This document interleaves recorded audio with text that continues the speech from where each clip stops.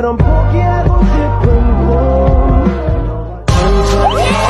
걷고 싶어 until the end of time 지금 난 간절히 원해 Good morning everyone. Today I will show you how to prepare the lie detector machine.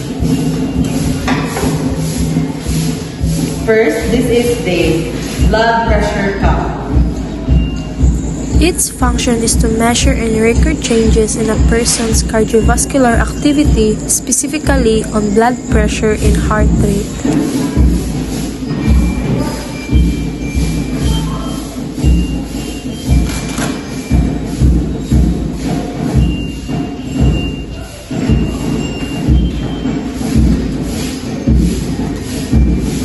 Second, this is the Pneumo 1 and Pneumo 2.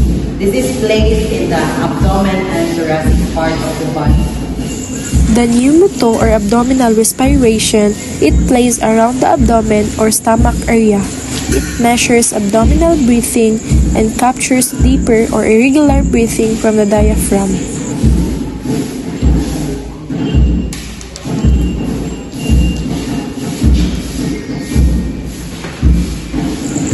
The Pneumo 1 or the thoracic respiration, it plays around the chest, measures chest breathing patterns, and detect changes like faster breathing, shallow breath, or holding breath.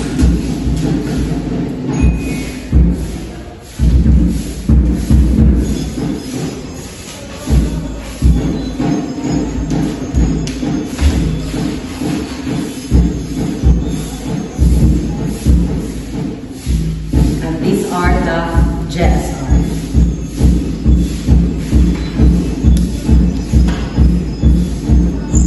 The galvanic skin response or GSR in a polygraph machine, it measures changes in the skin's electrical conductivity caused by the sweat gland activity, which help detect psychological response such as stress or emotional arousal during questioning.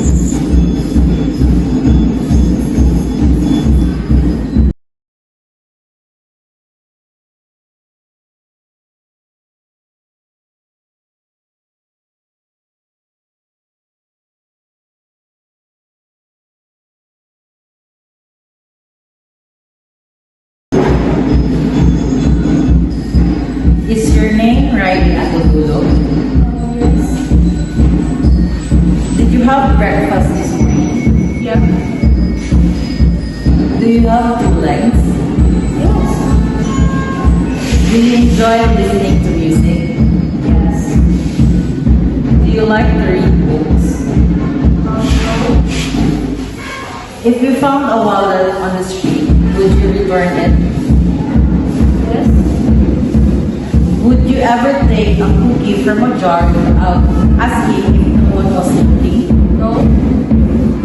Have you ever pretended to like something you didn't?